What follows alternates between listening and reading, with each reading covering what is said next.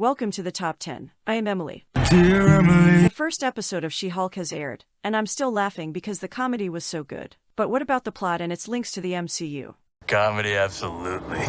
She-Hulk Origins. The first episode serves as an introduction. It was completed in 35 minutes, and it was fast-paced with comedic and sad moments. Jennifer Walters begins by rehearsing closing arguments for a lawsuit with her colleagues at a law firm. When the show goes into a flashback and we see Bruce Banner and his cousin, Jennifer Walters, arguing in a car about Cheeto hands, which is why you eat them with chopsticks. There's an interesting life hack there. Bruce is seen wearing a wristband that prevents him from transforming into the Hulk.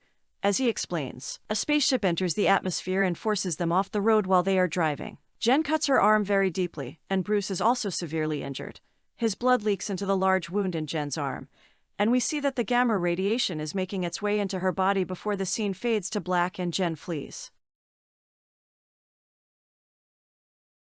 Did you see that ass? Like, that ass? Go green in Mexico. The show resumes on an island in Mexico where Bruce talks about how he built the laboratory with his best friend Tony Stark, whom he misses dearly. He tells about how he used the lab to integrate Bruce and the Hulk into one person, and that he built the wristband as well. It was a prototype and he lacks the resources to build a new one, or he would have built one for himself and Jen. The lab also serves as a way to control the Hulk, so Bruce puts Jen in a cage to trigger her Hulkism. She panics, and while the hacksaws are coming at her, she changes into She-Hulk and stops the machine by tearing it down. She then slams the glass door and throws it into the lab, destroying it and causing millions worth of damage. Jen screams like a mindless Hulk, but only to find out that she does retain her intelligence, personality, and skills she possesses as Jennifer Walters, much to the relief of Bruce's course. You don't have an alter ego.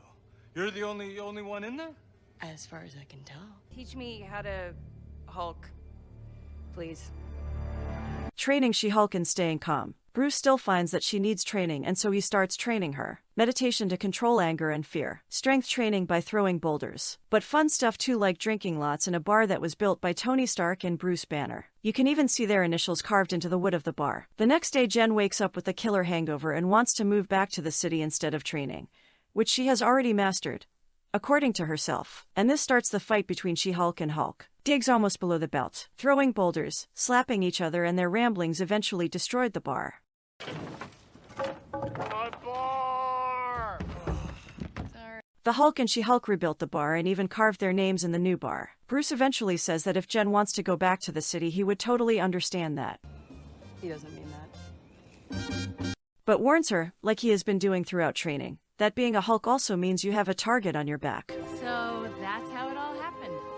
And no crazy Hulk stuff since. Back in the city, the flashback ends and we see Jen in court trying to get ready to give her closing arguments in the lawsuit that we saw at the start before the flashback. The moment she wants to speak is rudely interrupted by someone named Titania, and she starts smashing the court. Nikki, Jen's best friend, insists that She-Hulk comes out and play. But Jen is reluctant to make up excuses like, I really like this outfit, and not the shoes. When Titania really endangers the crowd inside the courtroom, Jen steps up and turns into the She-Hulk and protects the crowd from harm. Eventually, she takes down Titania by giving her one big blow, after which Titania smashes into a wall and loses consciousness. After which Jen tells the judge, I'm ready to give my closing argument now.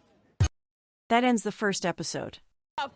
What I liked in She-Hulk Episode 1. The good stuff is that even though Avengers Endgame has ended a while ago, you can still feel the pain of loss, and particularly Bruce Banner, the Hulk. He misses his friend Tony Stark a lot and is still mourning. Despite the CGI, the emotions are still visible and felt through Ruffalo's great acting. It's a good time during a hard time. Breaking that fourth wall, it has been done before in the Deadpool movies. I know, right? But this time She-Hulk does it, and she does it really well. Breaking the fourth wall comes from the famous John Byrne She-Hulk run, and I hope we will see it in more episodes. In fact, it would be hilarious if She-Hulk ends by filming the show as a season finale. The scene where Jen explains how she's able to control her anger was easily my favorite moment of this episode. Also makes me appreciate how this show was written and directed by women. Great at controlling my anger. I do it all the time. Before we continue, be sure to subscribe to our channel and ring the bell to get notified about our latest video. So go ahead, do it! What I didn't like in She-Hulk Episode 1. I have talked before about the CGI. It is still sloppy and a bit unnatural, but it works out fine for now. But we won't know until all episodes are released, of course. The island scenes were sometimes funny, sometimes they weren't. Some island scenes lacked action, good dialogue, excitement, or drama. I hope this will improve in future episodes. Titania went down way too fast for my tastes. The episode was a bit short compared to the other Marvel shows with a runtime of 35 minutes. So sad. I would have hoped for more, but I am a fan. I will always want more. I would rate the first episode an 8.5. Let's hope the fun continues with the rest. Yes, I knew it.